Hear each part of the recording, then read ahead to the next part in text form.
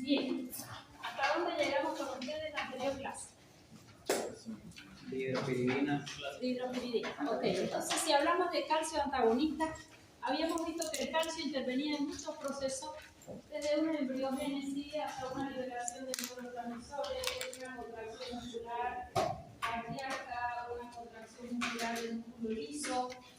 ¿Qué ocurre si el calcio queda por mucho tiempo dentro de una célula? Necrosis y muerte celular. O sea que estos antagonistas de calcio pasan a ser protectores celulares, protectores de lesión celular, además de todos los efectos que ellos tengan. Cuando hablamos de este mecanismo de acción que es un bloqueo competitivo, reversible, ¿por qué canales? De calcio, sodio, Tipo L de calcio, tipo lento. tipo lento del calcio. ¿Qué efecto farmacológico yo voy a tener? Vasodilatación. Dos características, profesora, tenían estos fármacos para ellos poder actuar. ¿Cuáles eran las primeras? Uso dependiente y voltaje dependiente. ¿Qué significa uso dependiente? Porque si más de uso, más Mayor uso, mayor bloqueo. ¿Y en qué órgano nos vamos a situar cuando estamos hablando de antagonistas de calcio? corazón. Potencial de acción de quién es ese? Células automáticas, nódulo sinusal y también auriculoventricular. Mientras que este que hace esa meseta es de auriculo y ventrículo. Y este es de célula automática. Este potencial de acción, ¿quién lo inicia? Sodio, aumento de calcio y sodio. ¿Ah? Hay una corriente muy ligera de sodio, pero calcio es responsable de la despolarización. Hay una corriente lenta, igual que acá. Hay calcio, pero hay una corriente lenta de sodio. El que predomina es calcio. No está mal. ¿Quién es su umbral, su potencial umbral acá? Menos 55. 60, puede ser menos 65 o menos 55, Menos 90, 90. puede ser 85, puede ser 71. Ya está.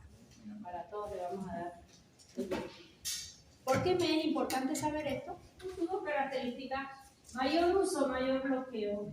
Tenemos preferencia por células que despolarizan primero.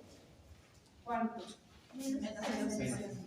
¿Quién despolariza menos 60 milivoltios? Células automáticas. Células automáticas, en este caso vamos a hablar de nódulo sinusal. Si yo le bloqueo acá su canal al calcio, ¿qué va a ocurrir? ¿Cuál es el efecto esperado? Más lento. Disminuye frecuencia de disparo. ¿Ok? Disminuye frecuencia de disparo. Pero resulta que también nos va a disminuir las otras propiedades cardíacas. Y si disminuye contractilidad, ¿son inotrópicos positivos o negativos? Negativo. ¿Qué inotrópico positivo conocéis? Digoxina, agonista beta 2 mayor a beta 1, dopamina, dobutamina, adrenalina. ¿Quién más, además de nódulo sinusal despolariza menos 60? El aurículo ventricular. Ese va a funcionar solo cuando la frecuencia de disparo del sinusal esté muy baja o no dispare, ¿verdad? O sea que ahí nos quedamos con esta célula automática. Y el músculo liso del vaso, si yo le bloqueo la entrada al calcio, ¿qué va a pasar? Vasodilatación. Vasodilatación. ¿Será importante esta acción? ¿En cuál de los antagonistas de calcio es extremadamente potentosa? Grupo 2, dihidropiridinas. Las dihidropiridinas, grupo 2. Tan importante que con mucha frecuencia hace taquicardia refleja, por lo tanto no lo podemos considerar como antiarrítmico. Bien, y finalmente este tejido me interesa mucho, el tejido isquémico. ¿Qué es el tejido isquémico? El factor oxígeno, eso es isquémico, ¿no? ¿Y qué característica tiene? Ahí estabas hablando, fuerte. capacidad general potencial de acción. Ok, anormales. Ya eso se lo meten en su cabeza y ya no se les olvida más. En cardio lo van a usar muchísimo, porque es una de las principales causas de las arritmias, a no ser que la arritmia sea genética, por un trastorno de conducción o el Parkinson-White, otro tema.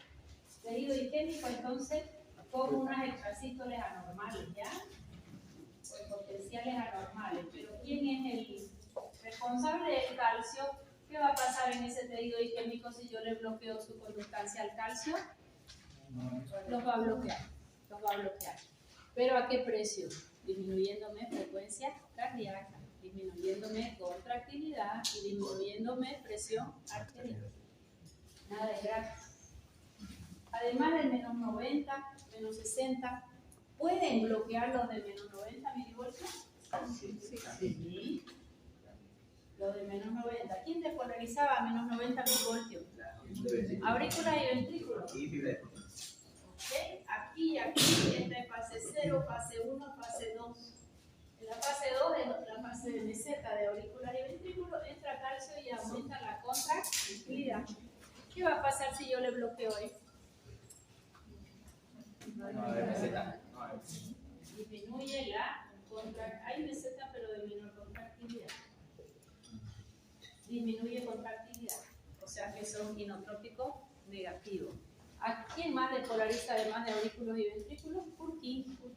Pero para que Purkinje sea quien larga su impulso eléctrico, ya casi el paciente está con una frecuencia cardíaca incompatible con la vida. ¿Okay? Bien, entonces ya tengo mecanismo de acción y efecto farmacológico. ¿Cómo clasificábamos a los antagonistas del calcio? Tenemos tres grupos y los grupos se enumeran con números romanos o con números cardinales. Cardinales o ordinales, nunca supe para la diferencia entre cardinales y ordinales. Con el número 1, 2, 3, 4, antagonistas de calcio. Y con números romanos, los antiarrítmicos. Hablé yo un poquito de antiarrítmicos. Grupo 1, grupo 2, grupo 3, grupo 4, en números romanos. ¿Cuál era el grupo 1 antiarrítmicos? No, señor. Bloqueadores de canales al sodio. Eso lo vamos a ver pronto. Bloquear canales al sodio. Grupo 1A, quinidina. Grupo 1B, lidocaína. 1C, precainida y propafina. Segundo grupo de antiarrítmicos. Betabloqueantes, ya están avanzados. ¿Cómo clasificamos betabloqueantes? Con sin ácido. Cardio selectivo, cardio selectivo, aún así, y los creo, no son bien diferentes. Grupo 3, amibarona. ¿Cuál es el mecanismo de acción de amibarona? El mecanismo de acción de todos los antiarrítmicos juntos, bloquea canales al sodio, betabloqueantes, receptores alfa y canales al calcio. No le queda nada. ¿Y el grupo 4? Los de hoy día, antagonistas de calcio. Y dentro de antagonistas de calcio que tengo grupo 1, 2 y 3, ¿cuáles son antiarrítmicos y por qué? Grupo 1 y grupo 3, profesora, porque el grupo 2 son muy vasodilatadores. Tan vasodilatadores que tienden a hacer taquicardia refleja y nos van a agravar las arritmias. ¿Quedó? Esto voy a pasar muy rápido, los canales, bonitos los canales, los vamos a bloquear, ingresa calcio, retículo sarcoplásmico. Ok, ahí vamos a parar un poquito. ¿Por qué? Porque además de todos los efectos que nosotros hemos visto a nivel cardíaco y a nivel vascular, resulta que pues, el calcio interviene en muchos otros mecanismos, por ejemplo, músculo liso del bronquio. ¿Qué hace el calcio en músculo liso del bronquio? Broncoconstricción. Entonces, si yo le bloqueo, no llega a ser broncodilatador, pero sí disminuye el tono broncomotor. No llegan a ser broncodilatador, ¿ya? Eso es importante. En efecto, en otros órganos, así pónganlo. Lo más importante es cardiovascular. Y de pronto acá tengo músculo liso gastrointestinal. Intestino, claro. ¿El peristaltismo de quién depende? Del calcio. Del calcio, parasimpático del estómago. Si yo tengo acá un esófago y acá tengo mi estómago y acá el intestino, ¿qué se llama este hermoso? Esofágico inferior o carnes. Cuando ustedes comen vegetales, proteínas, esto se cierra naturalmente, pacientes sin hernia y hiato, ¿ya? Pero si yo como un chocolate, esto se abre.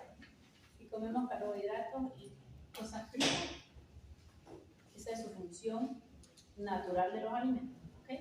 Por eso es que a veces decimos, estaba tan rico, pero era frito, me relajó mi estómago, porque sintieron un reflujo y de todo vuelve.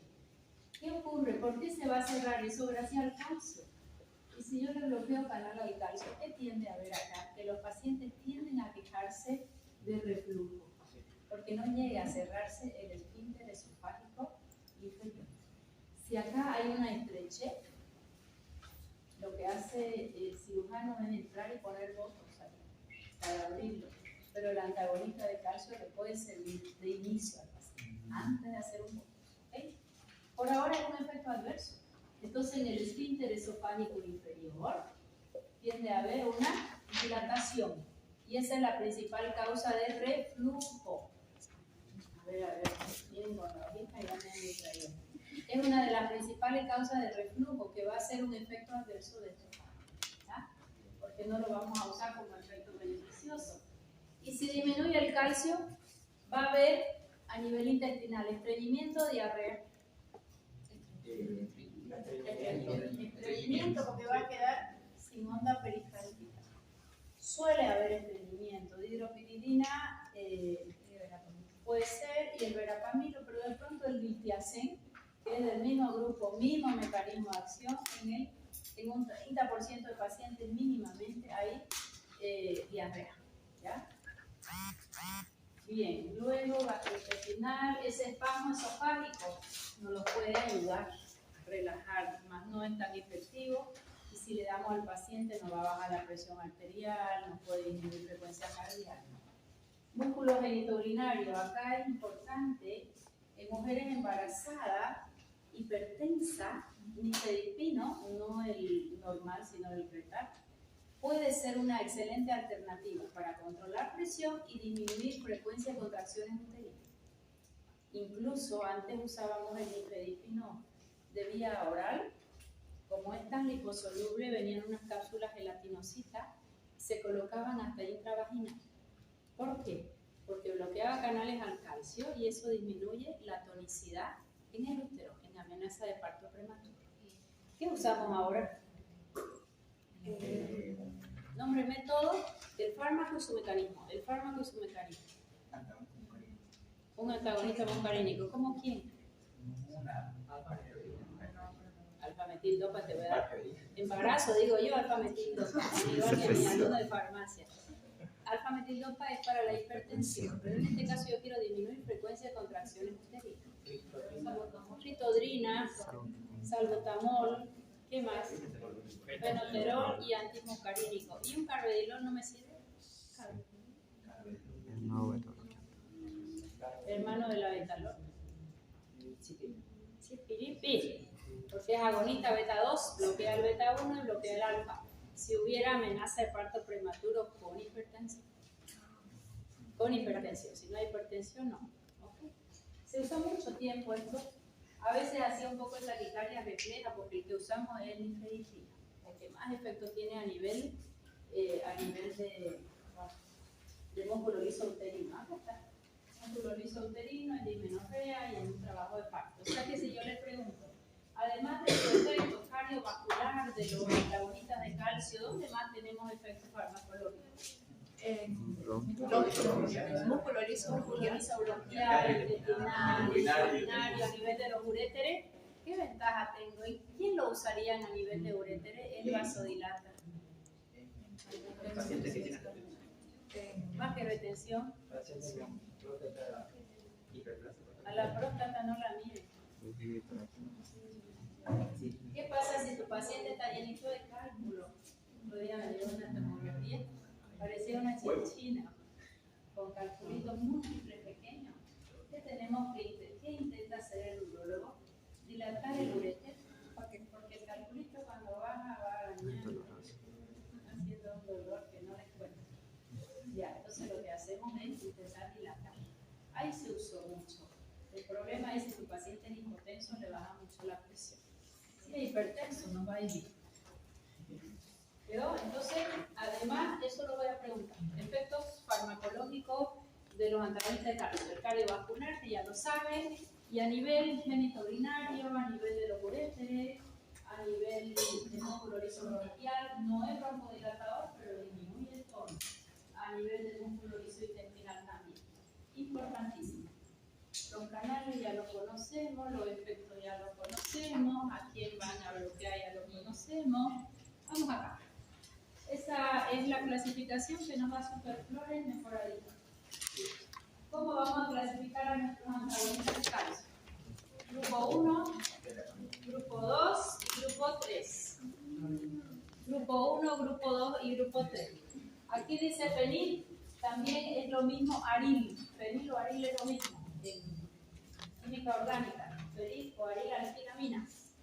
¿Quién es mi droga tipo? Verapamilo. Parece que no hace buen contacto y ahí es aril alquilaminas. Nuestra, acabo de comprar. Verapamilo. Verapamilo es del grupo 1.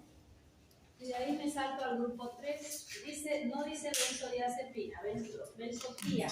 Cuando ustedes leen tía en una estructura química, ¿qué significa? ¿Qué es en orgánica el grupo tío? Cero de química, ¿no? Que tiene azúcar. Tío es azúcar. Benzodiazepina es otro tema.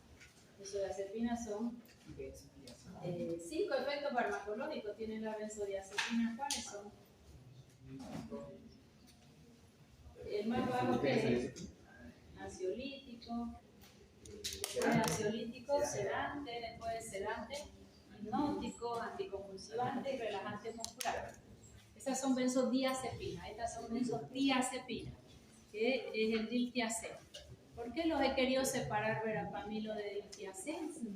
Porque ellos dos no son potentes vasodilatadores, su efecto es más cardíaco que el más. Es 100 y 1000 veces menos efectivo que una grupo 2, que una lindopiridina. O sea que si yo pregunto acá, de los 3 grupos, ¿quién tiene afinidad a nivel cardíaco y no en vaso?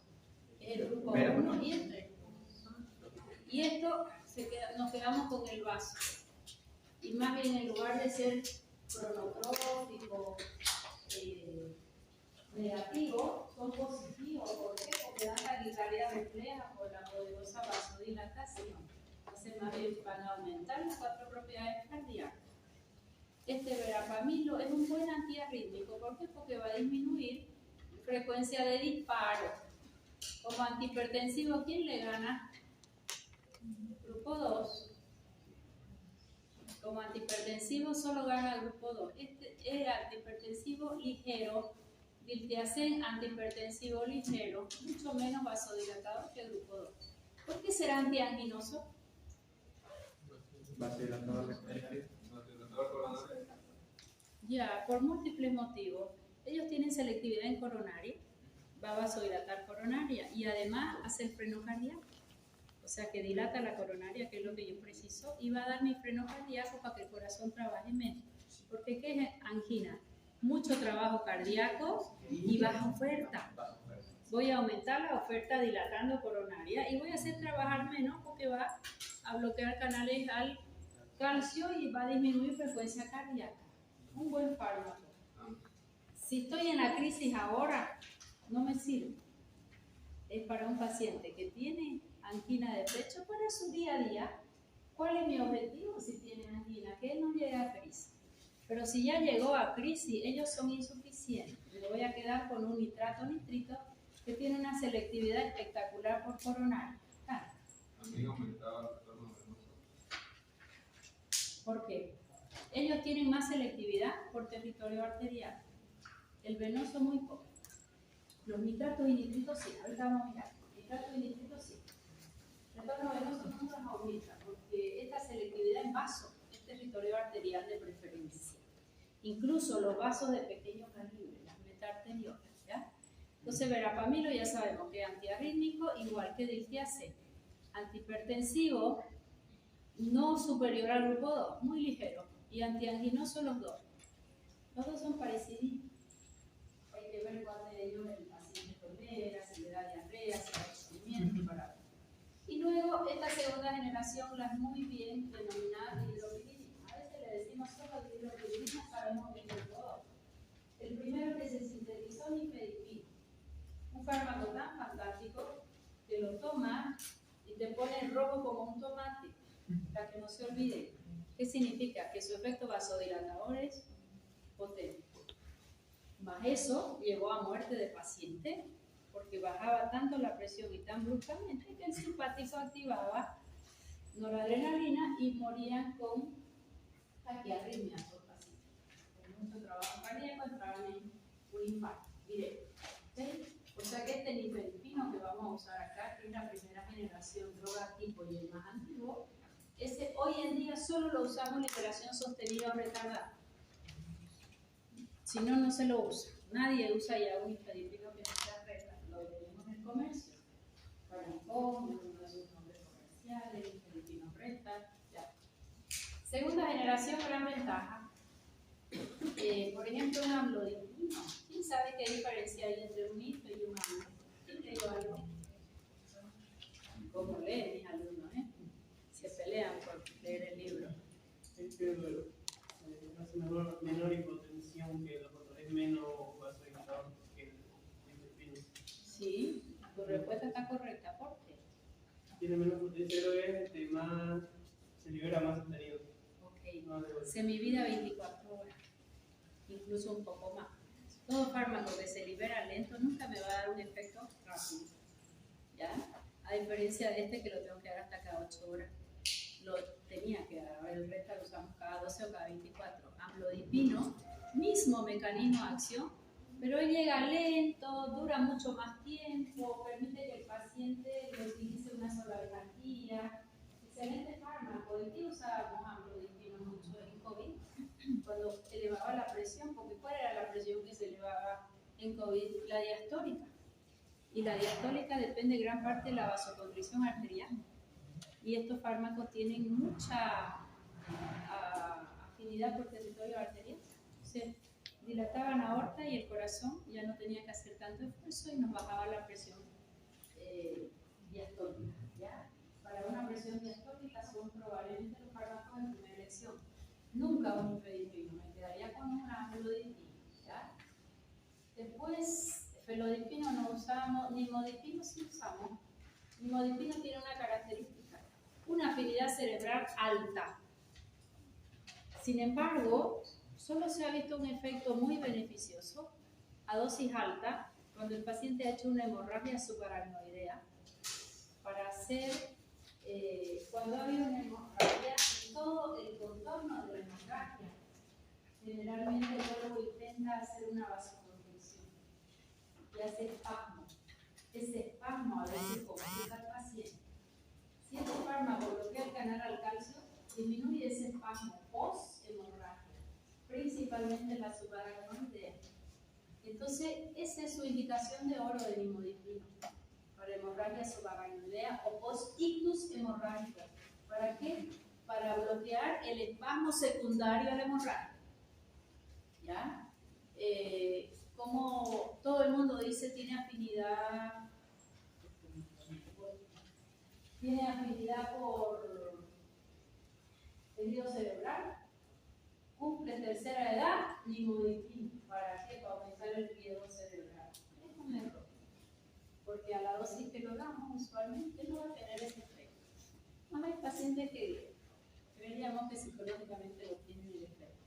O lo usan los otorrinos por ese efecto teóricamente vasodilatador cerebral, cuando hay zumbidos en los oídos, cuando hay tema de disminución de audición por bajo riesgo. Más eso no está comprobado. Lo que sí está comprobado en el nimodipino es que dosis alta, como 60 miligramos cada 4 horas, las 48 horas posteriores a la hemorragia, va a ser muy efectivo. Ni cardipino ni trendipino no tuvieron gran relevancia hasta lecarnidipina, tercera generación. Estas generaciones, si bien son por aparición, también por semividas más largas, ¿verdad? Lecarnidipina, semivida mucho más larga, ahorita la vamos a mirar. Eso hace que el efecto vasodilatador no sea tan marcado. Si yo voy a hablar de un efecto vasodilatador, este es espectacular. ¿Para qué lo voy a usar? Antihipertensivo. Y acá es un problema, porque va a dilatar la coronaria. El gran riesgo es que si lo dilata mucho rápidamente a nivel simpático y no lo usamos como antiarritmos. Lo utilizamos por mucho tiempo antes y hubieron muchas muertes asociadas, motivo por el cual no se utilizó. Hay un grupo 4, pero no se utilizó en clínica, fue bastante tóxico, con muchos efectos adversos.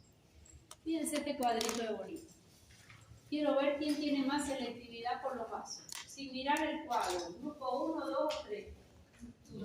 2, amlodipino, limodipino, nifedipino, inclusive debería tener más cruces ahí para mi gusto.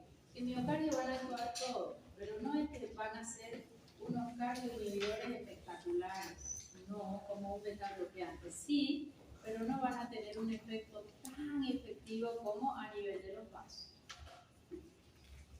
¿Quién va a hacer acción refleja? Y más bien en lugar de haber bradicardia, que es lo que espero con el grupo 1 y el grupo 3, va a ser taquicardia. Eso está clarísimo, ¿no? ¿Cómo es su acción vasodilatadora? Esto sí les voy a preguntar, tienen que saber bien sus diferencias. Nifedipino es el más vasodilatador y nadie le discute. Verapamilo 100 veces menos potencia, de a 6.000 veces menos potente que la dihidropiridina. Por eso ellos pasan a ser antiarrítmicos, porque su efecto vasodilatador nunca me va a dar taquicardia repentina. Son vasodilatadores, sí, extremadamente ligeros, comparado con una dihidropiridina. ¿Qué más tengo que recordar? Que la vasodilatación es en arteria, territorio arterial. Principalmente la de mayor resistencia, con una afinidad elevada para quién, coronaria. Tal vez así que como dilata mucho la coronaria, si dilata coronaria, ¿la sangre se queda más tiempo o menos tiempo en coronaria? Más tiempo.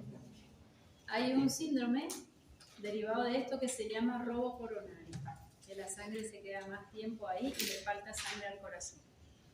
¿Ok? Se llama robo coronario, eso lo van a escuchar alguna vez en la emergencia. ¿Qué pasó con esta presión, doctor? Es un robo coronario. ¿Por qué? Porque fue un vasodilatador espectacular, la sangre quedó más tiempo ahí y me hace isquemia en otras áreas. ¿Ya? A nivel renal muy poquita y a nivel cerebral excepto el limodipino. Territorio venoso afecta extremadamente poco. Muy poquito modifica precarga y poscarga. Poscarga sin precarga. ¿Ya? Llegan a ser vasodilatadores mixtos, pero el territorio venoso es mínimo comparado con el efecto en arterias. Leve efecto natriurético. ¿Qué es natriurético? Lleva sodio, le acompaña el agua y nos ayuda a bajar volemia. ¿Quién es el natriurético más importante que conocen? De fármaco. ¿Quién es el natriurético más efectivo que conocen? ¿Ah?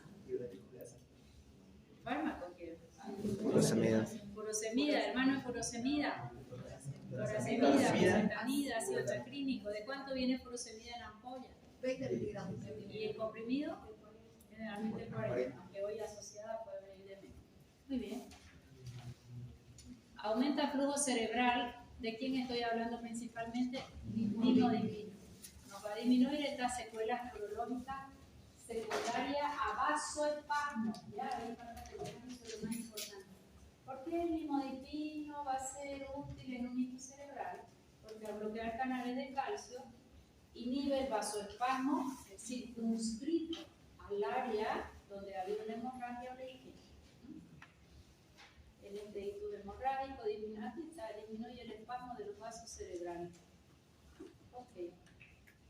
Eso evita, porque a veces cuando hay un ictus, viene otro, hay 1, 2, 3. ¿Y por qué? Por vasoespasmo, entonces el nimodipino es un protector fantástico. Lo dejamos 3 días, 7 días con nimodipino dosis alta, 60 miligramos cada 4 horas. Si le va a dar un nimodipino a sus pacientes en vena cada 24 horas no sirve para nada. ¿Ya? Cuando se usa un fármaco hay que usarlo bien. A veces muchos médicos son como muy cautelosos en usar dosis altas. Cuando toca, toca. Acá si el nimodipino no lo dan 60 dosis cada 4 horas no sirve para nada. Y le has pedido 6 ampollas para un día. Y eso es lo que necesita. A veces ven en la terapia un nimodipino cada 4 horas, 60 miligramos cada 4 horas. Lo mismo ocurre cuando el paciente se nos intoxica con paracetamol. Acetilcisteína, dice el libro que le vamos a dar, ya lo vamos a avanzar. Y le ponen una ampollita cada 8 horas con cautela, porque el bronquitis ponemos cada 12. Hasta 40 ampollas hay que poner así. ¿Por qué? Porque las dosis son altas, 80 a 100 miligramos por kilo. Si no, no es efectivo. Y si no actúa dentro de las 12 a 24 horas, ya hay daño hepático irreversible. Porque se forma un metabolito tóxico, la N-acetilbenzoquinona. Y mira que es irreversible. Ya no te sirvió. ¿Fuiste cauto con la dosis? No. ¿Fuiste? ¿Se entendió? Ya. Hay fármacos que hay que usar dosis altas y hay que respetar dosis altas. Uno de ellos es el nimodipino. A veces pasábamos la visita en el hospital, en caja era eso, porque ahí estaba yo en terapia, y este nimodipino pasaba el neurólogo, ¿no? Le puso el médico que está de turno de la emergencia y se quedó así porque nadie lo miró. Una ampolla cada 24 horas, esto es nada, o sea, la nada, y eso es lo mismo. ¿Se entendió? Ya, eso es así siempre. No tengan miedo cuando la dosis es mucho mayor que la usual, porque hay patologías de emergencia que lo amerita y pum, te hace responsable de eso porque está bien leído y bien formado. Vasoconstricción periférica pueden hacer, pero esto es muy poco frecuente, pero está dentro de lo posible. ¿Quién baja contractilidad en mayor frecuencia? Obviamente el grupo 1 y el grupo 3. Este más bien, nifedipino va a aumentar la taquicardia. Y esto es interesante. ¿Qué significa una selectividad de vaso sobre corazón de 1? Significa que tengo más selectividad en vaso con verapamilo, o como es, en corazón, por verapamilo. Y distiacén que este 10. ¿Qué significa 10 acá? Que la selectividad es por vaso, 10 a 1. ¿Ya? Eso es importante. Bueno, ahora vamos con las dos. Nifedipino tenemos en nuestro medio Retar o Retar, no tengo más, voy a empezar con nifedipino. Nifedipino puedo dar hasta 120, sí, pero nifedipino viene uno de 10, viene uno de 30 de liberación sostenida, viene un oros que es para todo el día, no lo tenemos acá, es el más caro de todo. Si no lo usáramos así, sus intervalos, su semivida es corta, pero como es liberación sostenida, generalmente lo hacemos cada 2 horas. De ahí me voy a saltar a amlodipino, que es del mismo grupo, pero él por sí mismo no precisa hacer liberación sostenida, él se libera lento, ¿ya? No está hecho de liberación sostenida. Y este amlodipino lo usamos mucho, franja terapéutica importante, 2.5 a 10. Generalmente usamos 5. Generalmente usamos, pero podemos usar hasta 10. El amlodipino lo combinan normalmente con los sartanes. Es una buena combinación. Y ahí incluso le suman un diurético. Un ARA2 con un antagonista de calcio, uno baja la presión, vasodilatador mixto, este es más vasodilatador del territorio arterial. Incluso con un diurético va muy bien. Cada 24 horas dosifico, así yo de 2.5, así de 5, de 10 cada 24 horas. Vienen comprimidos de 10, también hay comprimidos de 5. Nifedipino, el que nosotros tenemos, es el de 20, más que el de 10. Porque no es que tengamos gran cantidad. Miren la semivida de amlodipino respecto a nife. ¿Qué me está hablando? Ok. 1 por day, amlodipino. 1 por day. Verapamilo distiacén, semivida corta. En otros países hay Retar, nosotros no tenemos Retar. Distiacén tenemos de 60, verapamilo de 80 y punto. Y el verapamilo lo tenemos en ampollita de 5 miligramos. Esto Esto es de flores, adaptado de Burman y Gilman, dice, pero es de flores. ¿No? ¿Solo para qué? Para que ustedes me vean la semivida. A ver si yo miro la semivida, este dice 1, este dice 39. ¿A quién corresponderá? Pili. Se lo he repetido tanto que ya lo saben. Luego, el de semivida más corta, generalmente siempre es el linfedema. Acá este no lo usamos, el linfedema. Y sus intervalos de dosis, por lo tanto, si él es de semivida más larga, ¿cada cuántas horas damos? Cada 24. Nifedipino, verapamilo y dictiacin generalmente damos cada 8 horas. Eso nada más. Vamos a pensar en los efectos adversos, sin leer. Prohibido mirar. Si yo digo vaso, díganme todos los efectos adversos derivados de la vasodilatación. Hipotensión. Hipotensión. ¿Y la hipotensión qué trae? Cefalea. ¿Qué Mareo. Dolor, mareo, rubor, pitidos en los oídos. ¿Ya? Visión borrosa, vasodilatación pronunciada, cefalea, rubor, vértigo, mareo. Y este efecto adverso, principalmente con nifedipino, es importante. La sangre no retorna fácil porque el calcio está dilatando. Entonces es el edema perimaleolar. Lo ven, al paciente no está edematizado. A veces es delgadito el paciente o la paciente y los pies uno bolita los dos. Ay, doctor, dice, no llegan a la farmacia. Estoy con edema. Y el farmacéutico mira y en 32 segundos le trae una furosemida. ¿Qué va a pasar en ese paciente? A ver, vamos a pensar. Nifedipino, ¿qué le hace a la presión? La cae por vasodilatación, por un mecanismo nuevo, bloquea el calcio. ¿Y la furosemida? Ok, ¿qué riesgo tiene ese paciente? Hipotensión. Una hipotensión, taquicardia refleja, perdimos. Y llega la emergencia. ¿Será que todos los edemas yo voy a dar una furosemida? Por favor. ¿Ya? Y este edema perimaleolar, ¿qué yo tengo que decirle al paciente? Que levante los pies. ¿Ok? Y siempre va a preguntar, ¿cómo amanecen los pies? Y ahí te vas a dar cuenta del retorno venoso. No toma nifedipino, puede tener una, ¿qué se llama? Vascular, insuficiencia vascular. Puede tener varices, es otra causa. ¿Sí? Por eso que estoy leyendo eso. Y voy a evaluar muy bien antes de dar el servicio. No se me va a ocurrir no tomarle por lo menos la presión arterial o ver qué toma el paciente. Pero esas son las mayores iatrogenias en la farmacia. Los farmacéuticos creen que por recetar en 31 segundos son los mejores. ¿Cuánto tiempo a veces demora un médico en medicar? A veces no medicamos nada, hacemos los laboratorios, seguimos midiendo, le pedimos que nos traiga su valor de presión. Y con mucha cautela pongo un pie a medicarlo. Con extrema cautela. Fue el paciente fue ayer, ayer vino esta paciente con una cantidad de fármacos que usted no se imagina. Porque ella hizo para mí una influenza, porque el marido me dice, doctora, justo estábamos del viaje muy lejos y cuando arrancamos el viaje, ella empezó a toser. Y a mí me vino fiebre, estuve re mal, llegamos de vacaciones a quedarnos en el hotel y ella no le gusta tomar nada. Yo me voy, me compré Panadol, me compré antigripal y 2 días estuve muy mal, tercero mejoré, una influenza. Y ella siguió tosiendo y no quería tomar nada, no súper obsesiva con la comida, con el cuerpo, con el movimiento. Y tenía una tos horrible. Entonces, donde ella iba, era más, mira, ella había un neumólogo, le dijo, aquí no hay nada, estaba alérgica, pero le dio algo al neumólogo, el alergólogo le dio otro chorro de cosas, y como no mejoraba, la mandaron todo de viaje, ¿no? En sus vacaciones. Al gastro y le dice, esto es un reflujo. Entonces, ahí ya llevaba 6 fármacos.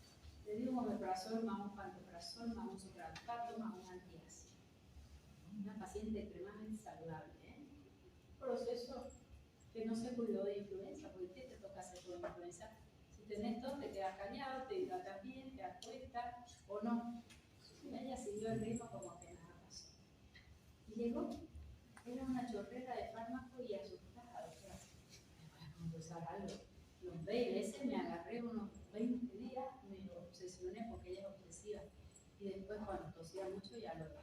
Habrá sido eso, será un cáncer. Entonces, fíjense a veces la ligereza, puede ser un reflujo, sí, pero si yo estoy parada, voy a tener tos por reflujo.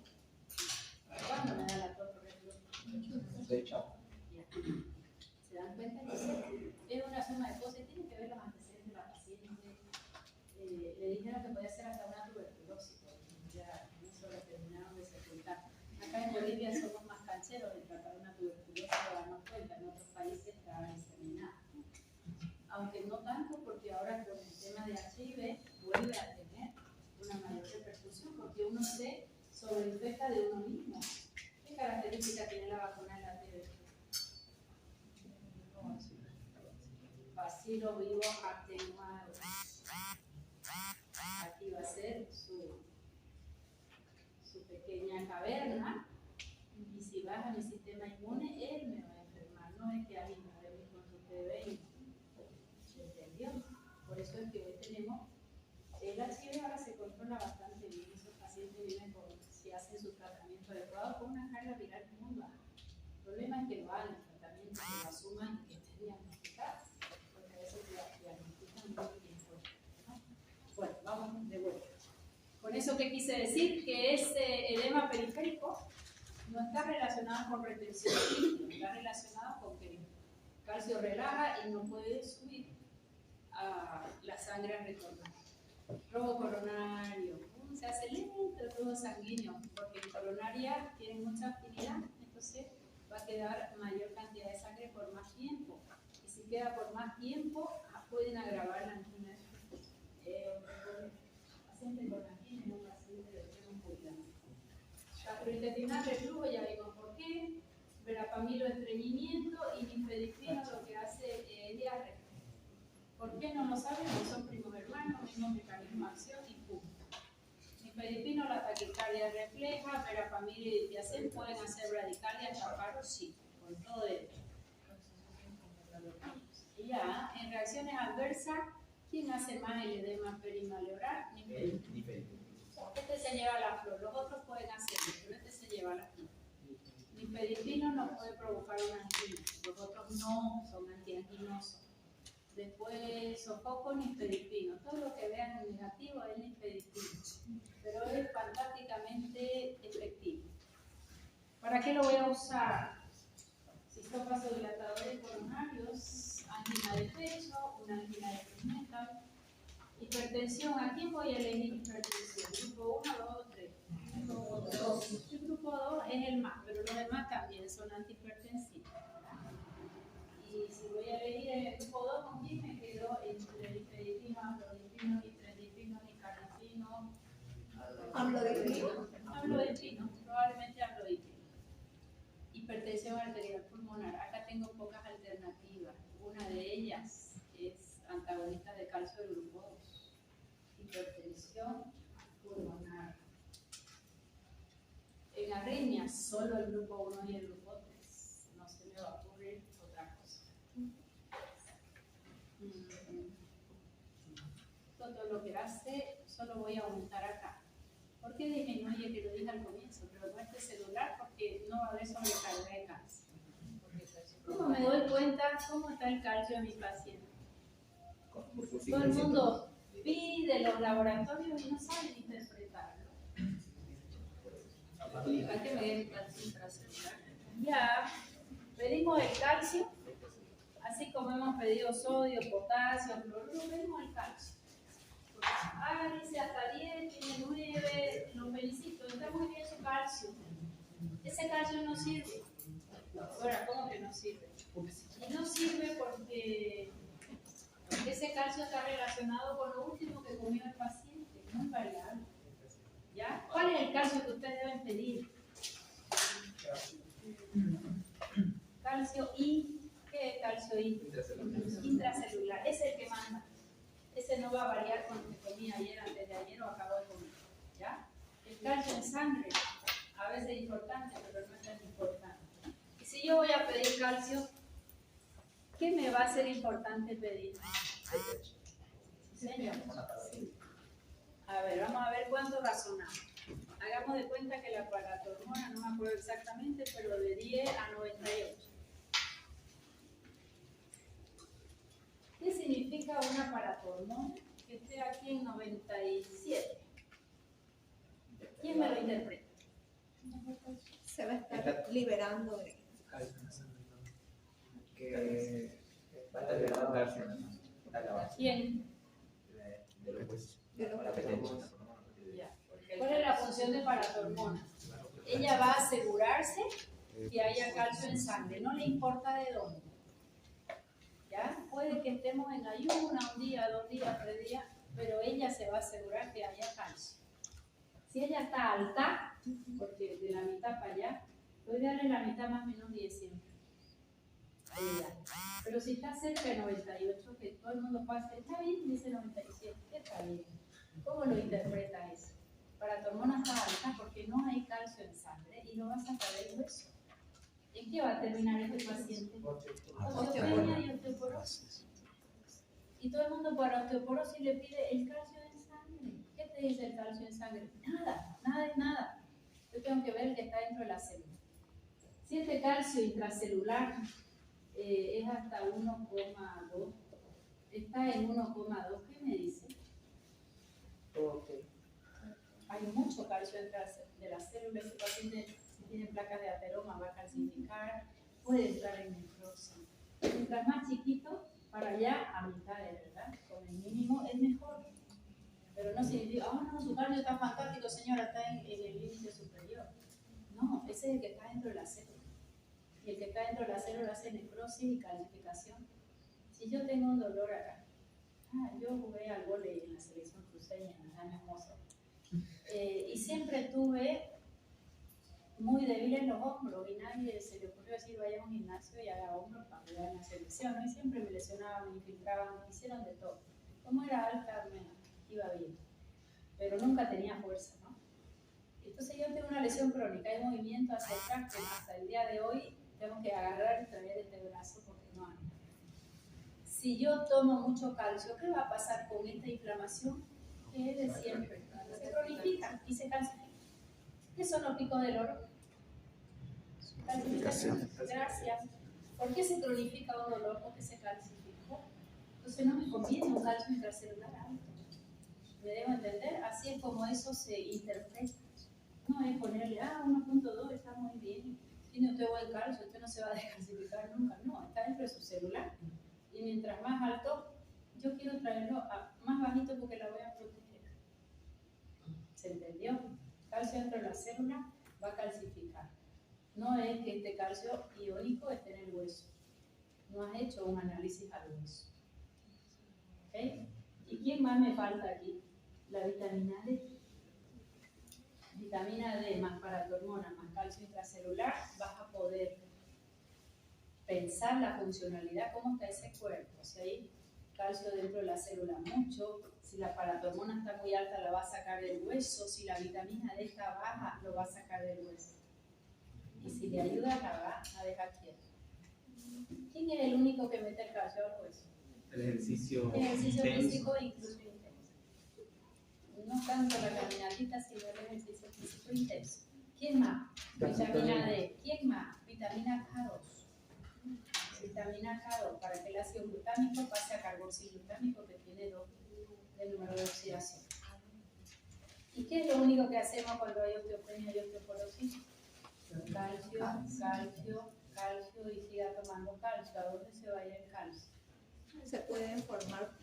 Donde hay inflamación, ahí se va a quedar. Si estoy muy inflamado acá, se queda acá. Si en la cadera, si en la columna, ahí. Y el calcio estimula la bomba de protones y hace acidez gástrica. Entonces el paciente dice, no lo quiero tomar el calcio, me lo han dado 3 veces al día, doctora. Pero es un dolor de estómago, ¿por qué? Porque él estimula la bomba de protones. O si lo tomo en ayuna, dice, me da ganas de vomitar y a veces yo no desayuno. Hay pacientes que dicen, tomo el calcio y me va muy bien mi almuerzo. Dice, ¿por qué? Porque estimuló ácido clorhídrico que no tiene. Paciente dañoso. ¿Se entendió? Siempre tienen que aprender a interpretar los laboratorios funcionalmente. No sirve poner bien y solo me voy a detener en lo que está mal. siempre tienen que razonar, ¿ya? Yo les voy dando parámetros, pero siempre ustedes y busquen. Cualquier laboratorio no es nomás mirarlo, está bien. Y el mismo hemograma. ¿Qué dato yo puedo sacar de un hemograma? Este paso no voy a avanzar nunca. ¿Qué dato saca un hemograma? No, ¿qué dato? Yo sé que tiene glóbulo rojo, glóbulo blanco. ¿Qué dato? ¿Qué puedo valorar yo con un hemograma? La inmunidad del paciente. Inmunidad del paciente, Si tiene anemia. si tiene anemia. Tiene leucopenia. Por ejemplo, el BCM, ¿qué valor me da? Volumen corpuscular de 81 a 98. Y si está en 82, ¿cómo lo interpreta Mercedes? Ya sería microcítico, casi microcítico. Que está chiquito, que le falta hierro. Y si está en 100, aunque ya está en rango, ya está 100, te dice. Ya esa es su tendencia, ¿eh? Funcionalmente ya él está como tendencia, ¿no? ¿Qué más? ¿Y la BCG qué me indica? Nadie lo mira. La BCG pasa derecho. Que todo está bien y la BCG la dejan ahí porque a veces no ponen al lado el valor normal, ¿no? Entonces lo pasan de largo. Una BCG de 80, ¿qué me dice? Vamos de entonces. ¿Hasta cuánto es normal la BCG? 20, hombres 15, recién nacido alto, embarazadas alto, embarazada digo yo, alto. Está con la BCG alta, está embarazada, ¿cómo lo interpreto? Y ahí no pone el laboratorio valor normal, que sabe que está embarazada. El embarazo aumenta la BCG. Sí. Normal. Pero no está embarazada, tiene 40 años y tiene 80 de BCG. ¿Qué indica? Van a llegar a casa y van a buscar todos los hemogramas que piden. Y van a mirar que está todo tipeado menos la BCG, porque no hay valor. ¿Sí o no? Sí. No, dice esto, después lo mira. Después mira nada. Inflamación crónica. No te dice dónde, inespecífica. Puede ser que siempre tenga sinusitis, siempre está con los mocos, puede ser el intestino, puede ser unas diarreas crónicas, puede ser estreñimiento crónico, puede ser una síndrome metabólico por unas hiperglicemias que empiezan a aparecer, van glicando proteínas. Todo eso puede ser. BCG, nadie lo mira, ¿por qué? Porque es complicarse la vida. El paciente vino porque tenía el ácido úrico alto, pero la BCG está alta. Inflamación crónica en algún lugar inespecífico. Si es inespecífico, ¿por qué no lo quieren mirar? Porque yo tengo que investigar a mi paciente para ver dónde está la inflamación. ¿Se entendió? Y lo tengo que hacer. ¿Y cuál es el indicador de inflamación aguda? PCR. PCR. Y si no pidan PCR, pidan PCR cuantitativo. Cuantitativo es cantidad. Porque PCR te pone una cruz. ¿Qué es una cruz? PCR positivo, una cruz, 2 cruces, 3 cruces, 4 cruces, 6 cruces, 10 cruces. ¿Qué? No, sobre 6 tiene 1, tiene 2, tiene 8, tiene 10, tiene 20, tiene 100. Yo vi hasta 98 de PCR en COVID. Eso es inflamación aguda. A veces el paciente también estaba alta porque él había tenido un prostatitis. Y yo le traté toda la inflamación aguda y sin mucha cúrcuma y intramuscular. Y me dice, doctora, yo no le había contado, yo tengo prostatitis de toda la vida y mis PCR son, como en mi BCG, son altas siempre. La controló, dice, con todo lo que usted hizo el COVID, casi se nos fue, ¿no? Los médicos son siempre los que se complican más. Se complicó, pero lo sacamos adelante sin internar, pero estaba para internarse, él fue extremadamente negligente. ¿Por qué somos negligentes?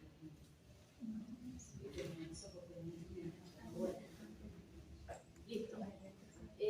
Otra ventaja, entonces esa sobrecarga de calcio me gusta. Antiateromatoso, ¿qué es placa de ateroma? Calcificación. No hay problema que yo tenga colesterol. Yo puedo tener un colesterol altísimo, pero si el endotelio no está inflamado, no hay abundante cantidad de calcio, no va a pasar nada y va a tener incluso buena síntesis de hormonas. Me debo entender, el problema es cuando hay inflamación y cuando hay abundante calcio que calcifica. Reduce la hipertrofia, pero no es que la va a reducir, wow. Cuando ya está hipertrofia del corazón, muy pocos grados se puede reducir. ¿Para qué más puedo usar? Es todo lo que hay, constricción, una enfermedad de Raynaud, una tromboangitis obliterante no la va a curar, solo va a dilatar. El espasmo asociado a la hemorragia subaracnoidea es el nimedipino, dosis alta, van a buscar nimedipino. A ver, busquen ahorita dosis de nimedipino en hemorragia subaracnoidea. Preventivo de migraña no fue fantástico. ¿Qué fármacos hemos estudiado ya preventivos de migraña? Derivados narcóticos. 60 miligramos sobre 4 horas durante 21 días. Ya. ¿Escucharon bien? ¿Cuánto es la dosis de nimodipino en hemorragia subaracnoidea? 60 miligramos cada 4 horas. ¿Por cuánto tiempo? 21 días. Gracias. Prohibido ver nimodipino cada 8 horas o cada 12, no me sirve. Si lo vamos a usar, tienen que usarlo bien. Es una dosis altísima, si no, no funciona. Otro uso, protector renal, ¿por qué? Porque es vasodilatador, más no es espectacular. Espasmo del tracto digestivo no siempre funciona. Uterino sí funciona colocadito bastante local. Las cápsulas en óvulos las usamos como que fueran óvulos. Pero hoy tenemos otras alternativas. Antes se usaba mucho bronquial, no es broncodilatador, pero disminuye el tono. En la oreja la puede dilatar un poquito para expulsar calculitos. Más hay otros fármacos mejores. Incontinencia, enuresis nocturna, vejiga irritable, tengo superiores, parto prematuro, dismenorrea. Listo, vamos con el IPIP. Vamos a ver solo lo más usado. El que más tenemos en liberación retardada es el de 10. No he visto yo acá en Bolivia de 30, de 10 y de 20 sí. ¿Para qué lo vamos a usar? Vasodilatador arterial, en hipertensión, en síndrome de Raynaud, ojo que puede bajar mucho presión, ¿no? En una angina no lo usamos en angina. Nifedipino, ¿qué característica tiene? Siempre liberación sostenida, sino proscrito. Si no, no lo usamos más. ¿A quién no le damos? Al que está hipotenso, en una angina inestable no se nos va a ocurrir, o todo lo que agrave una taquicardia. Entre su RAM es el que más RAM va a dar en vasodilatación, enrojecimiento, edema perimalebral. Estas son las clasificaciones de RAMs que las pillan en la ficha técnica. Eso está en el MED de medicina, de reacciones adversas. Ese es el programa que usa la farmacovigilancia, donde las reacciones adversas están por sistema y por frecuencia. Cuando tengan un paciente y sospechen el problema que tiene por un fármaco, ¿dónde van a buscar su literatura de RAMS? Ficha técnica, ahí está este método, ¿ya? Este programa. Las fichas técnicas usan este programa. Por sistema, sangre, tejido inmunológico, psiquiátrico y por frecuencia. Y te dice cuánto es frecuencia. Frecuente es 1 en 100, pero que sea menor a 1 en 10. 1 en 1000. Rara 1 en 10.000 y no conocida tal. ¿Entendió? Entonces ahí ustedes van a encontrar todas, ni se las voy a pedir ni se las voy a decir. Las que hemos nombrado son las más frecuentes, que están relacionadas al mecanismo de acción vasodilatador, pero que pueden hacer leucopenia, que pueden hacer un Steven-Johnson, todos los fármacos al final lo pueden hacer. Oculares, alteración de visión, vasculares, vasodilatación, ¿esto es muy frecuente o no? Claro. Puede hacer un síncope, tiene derecho. Estas son las más frecuentes. ¿Y de quién? ¿Grupo 1, 2 o 3? Grupo 2, primera generación, porque la amlodipina no te lo va a hacer. Te lo va a hacer nifedipina. Estreñimiento, no todo. Hay otros que hacen diarrea. ¿Ves? Bueno, esta interacción es fundamental. Como estoy gordito, voy a tomar jugo de pomelo, porque son calorías negativas, porque me va a quemar la grasa. Y todo el mundo se imagina que toma el jugo de pomelo y llega el jugo de pomelo y donde hay una grasa la destruye como poner una mantequilla en el sartén. ¿No? Porque así te lo muestran en la publicidad. ¿Viste? Quemador de grasa, ¿no? Y vas que la grasa y queda el paciente y todo el mundo va corriendo a comprarlo. Porque te lo imaginaste y te lo creíste. Ya, el zumo de pomelo inhibe al citocromo P450. ¿Qué sistema es este? ¿Fase 1 o fase 2?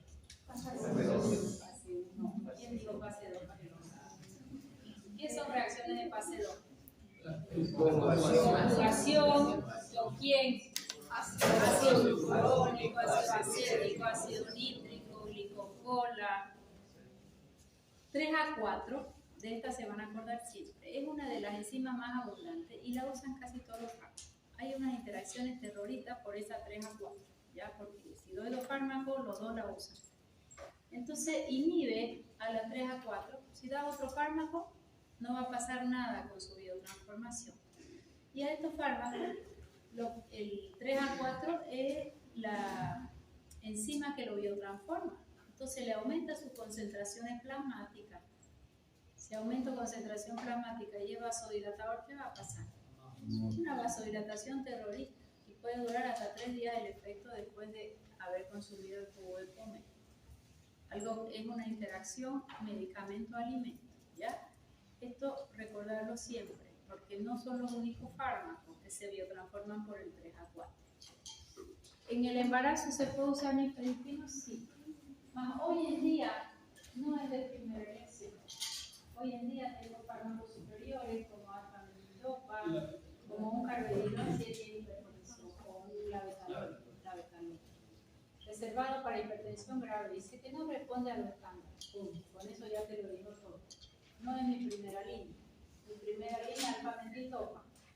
Segunda línea, labetalol. Tercera línea, nifedipino. No puedo dar diurético, no puedo dar IECA, no puedo dar ARA2, no puedo dar beta-bloqueante, no puedo dar bloqueadores alfa. ¿Qué me queda en vasodilatadores? Muy poco. Me quedan los nuevos beta-bloqueantes, el alfa-metidopa y estos antagonistas de calcio como última chance. Así es como quiero que ustedes razonen. Tengo hipertensión, ¿qué voy a dar? Vasodilatadores y barren todo. ¿Por qué no doy IECA ARA2 en mi embarazo? Fenototóxico, disminuye el crecimiento intrauterino, muerte fetal, oligohidramina. ¿Por qué no doy beta-bloqueante? Excepto los nuevos. Están asociados a muerte fetal también y disminución del crecimiento intrauterino. Entonces, fíjense, ¿y diuréticos? Esos son fatales en el embarazo, porque van a deshidratar al paciente. Y más bien, ¿qué es lo que yo quiero? Yo tengo un tercer espacio, que es el feto con toda su placenta y los úteros, y contraindicar la cima. Hidralacina puedo usar en una eclampsia. Bueno, el amlodipino muy usado. Una selectividad por los vasos bonitas, semivida muy larga, lo doy una vez al día. Esto pregunto, 5 a 10 miligramos, hasta 10 miligramos de sufragina terapéutica desde 2,5. Buena dilatación periférica, principalmente con carga, porque son más de territorio arterial. Dilata muy bien coronaria, y menos robo coronario periférico. ¿Para qué vamos a usar? En hipertensión, angina de pecho, angina vasohepática, sí puede usarlo, porque son de liberación muy sostenida y nunca nos van a hacer una vasodilatación brusca, aunque la dosis esté muy alta. Su ventana ya la hemos visto, semivida muy larga, lo hemos repetido 100.000 veces, creo que están aprendidos. ¿Qué es VAD de 21,1? Se quedó en el intracelular y por eso dura mucho. Su efecto máximo va a demorar por lo menos 7 días en obtenerse hasta que se sature todo. Sus efectos adversos no se los pido, pero ya saben dónde tenerlo. Miren, sangre, inmunológico, nutricional, psiquiátrico, sistema nervioso, ocular. Esta es la mejor forma cuando tengan que presentar ustedes un caso clínico en el hospital, en su residencia, en su internado. Sean exquisitos. Farmacológicamente tienen que lucirse para que se vea que saben de qué se trata, qué es el mecanismo, qué es el efecto. Y las reacciones adversas, y si me toman un examen de eso, dicen, ay, ¿cuáles son las, qué sé yo, respiratorias poco frecuentes? Difícilmente te las voy a decir. Pero si estoy presentando un caso, sí lo necesitamos ver una por una para ver si eso está relacionado con el paciente.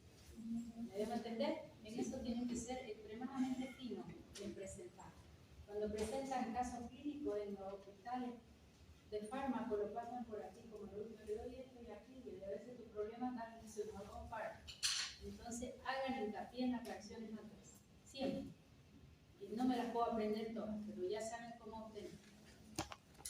Lecarnidipino. Este es bastante más nuevo.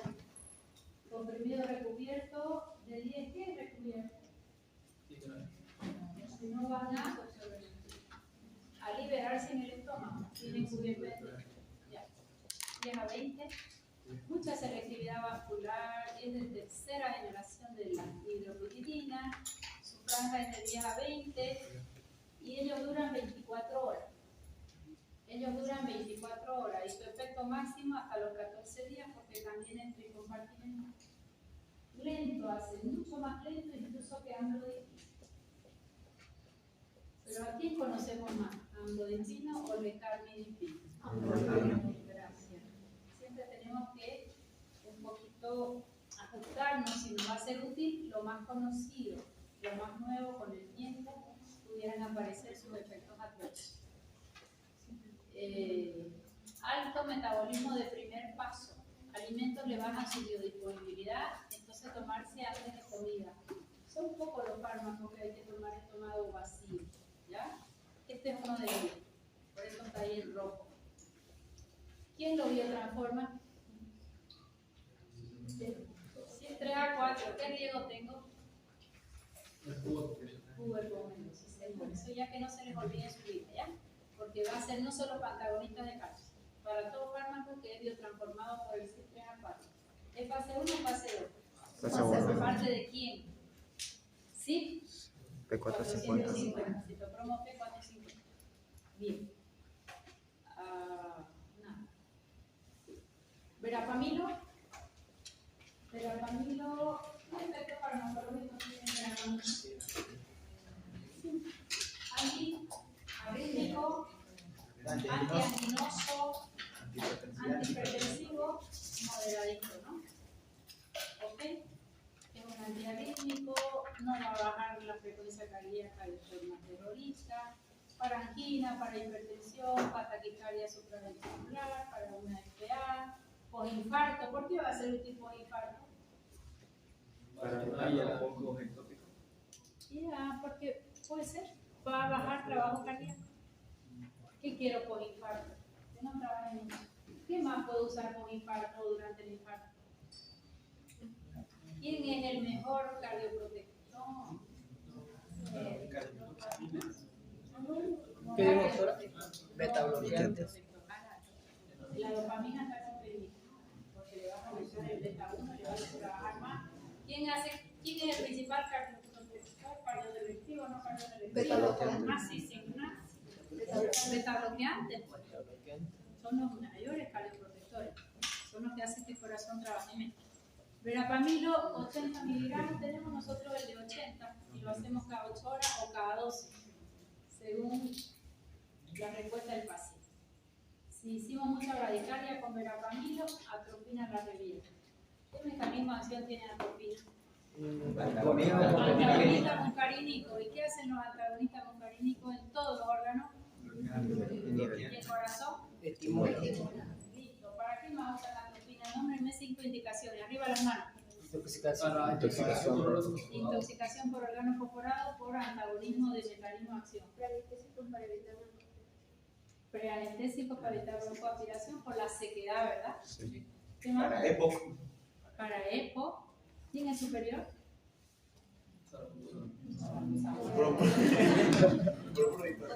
Hipratropio, pero pudiera usarse otra aplicación. Bradicardia chagásica. Para aumentar el pericardismo, por esa puerta te vas a contar el tema.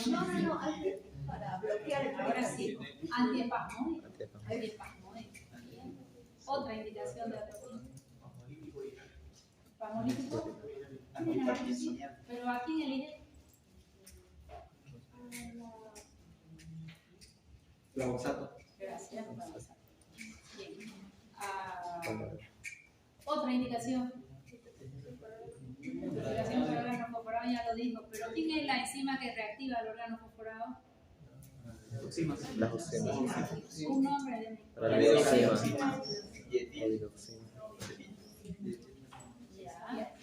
quién no le damos verapamil? Porque ya tiene baja frecuencia, si hay uso cardiogénico contraindicadísimo, si hay zonas de bloqueo. Su ventana terapéutica es alta. Nosotros no usamos más de 80 cada 8 horas. ¿Y otra información por? Sí, 3 a 4. Este es el más usual. Y el 2, 6, 9. Este y este son los más usuales. Hay muchos más. O sea que piensen que lo que yo les doy tampoco es wow, ¿cuánto? Cuando ya yo tengo un fármaco y otro fármaco y otro fármaco y hay interacción, todo esto hay que buscarlo en detalle. Si yo les digo, o tienen su paciente, están en el hospital trabajando y creen que hay una interacción y le han dicho, a ver doctor o doctora, revíseme todas las interacciones medicamentosas que hay acá. ¿A qué libro van a ir?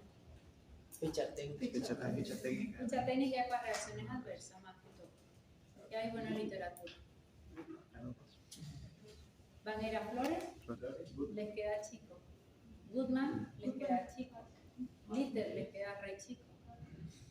Por el Litter, es que no se actualizó Litter. Martindale, ¿ya? Van a ir a la biblioteca de farmacia un día y lo van a ir a conocer a Super Martindale. El libro rosado, le dicen mis alumnos, pero ¿cómo se llama? Ah, no sé, doctora, pero saqué el libro rosado. Martindale se escribe, Martin y Dale la D con mayúscula, Martindale. Es la extra farmacopea. ¿Ya? Ahí encuentran muchas interacciones, reacciones adversas y datos de mayor profundidad de un solo fármaco, por abecedario por sistema. ¿Ya? Entonces, cuando necesiten es Martindale para estudiar farmacología, entenderle qué tiene Flores y Goodman o Velázquez. Nos da un poquito la fisiología, hace que vos entiendas fisio para relacionar con fármacos, pero ya el detallecito, si es 3 a 4 o 12, 9, probablemente ya no te lo da. ¿Quedó clarísimo? Sí. Bueno. ¿Diltiazem? ¿De qué grupo es Diltiazem? Efectos farmacológicos, antiarrítmico, antiarritminoso, antihipertensivo, no superior a una dihidropiridina, para que use hipertensión, angina, taquicardia, paroxística, control de un gluten y de un IgA. Cronotrópico, nada que no hayamos dicho, listo. Comprimidos, Diltiazem 60, 90 y 120 miligramos, viene una liberación sostenida que no lo tenemos. Y vienen ampollas. Una taquirritmia supraventri la usamos en ampolla, en una emergencia, en una terapia. ¿Cuál era la dosis del limodipino que leyó su compañero? 60 cada 4 horas durante 21 días. Si no, no lo use. Si no, no lo use. Sí, señor. 121 no, 21 días. 21 días. Son 6 ampollas por día, por 21 días.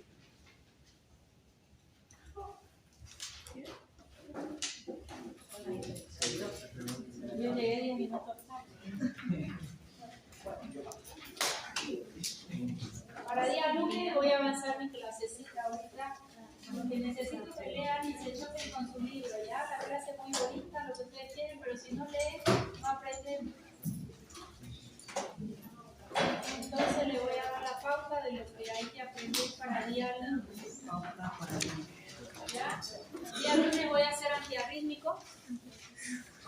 Mercedes, grupo 1, ¿Me puedes pasar la lista, por favor? hermano, 2, 3 y 4. ¿Cuál es el grupo 4? Antagonista del calcio. ¿Cuál es? 1, 2, 3. El que me ponga dihidropiridina en su examen, el martes ya tienen examen, ya lo otro ya se está acabando, ya está bien para la práctica. El grupo 2 que ya está avanzado, ¿quiénes son? Grupo 3 era un fármaco solito, ¿quién es? ¿Qué mecanismo de acción tiene? Este, más todo. Y el grupo 1, Bloqueante de canales de sodio. muy bien, de canales de sodio, y lo vamos a dividir en 1A, 1B y 1C. Profesora, ¿cuáles temas faltan de avanzar? Este es uno solito. El mecanismo ya lo saben, entonces está más fácil. Lo voy a avanzar muy rápido el tema porque todavía están avanzados. Pero ¿qué necesito? Que se choquen con su libro para ver qué es arritmia. ¿Qué tipo de arritmia hay? Si es por formación de impulsos eléctricos anormales o si es por trastornos de conducción. Y hay que echarle su miradita para recordar en la conducción quién interviene, sodio, calcio, magnesio, quién. En formación de impulsos eléctricos anormales, quién. Entonces necesito que se choquen con fisiología un poquito en potenciales de acción, una repasadita, cardíacos. Y después de eso, arritmia para que ya yo entre directo a los fallos. Terminando eso, hago antinoso y terminamos cardio para entrarnos ya a respiratorio. Y respiratorio hacemos con control del dolor porque ahí no veo corticoides y entro directo a corticoides y entro a corticoides, entro a los analgésicos, control del dolor y el aumento de los analgésicos y ya está. Doctora, ¿qué temas van a entrar para el examen del martes? Todo lo avanzado. Todo lo avanzado hasta aquí. Siempre hasta la semana anterior. De lo que no entró en el parcial. Voy a empezar desde IECA, ARA 2. IECA, ARA 2. Después hemos hecho.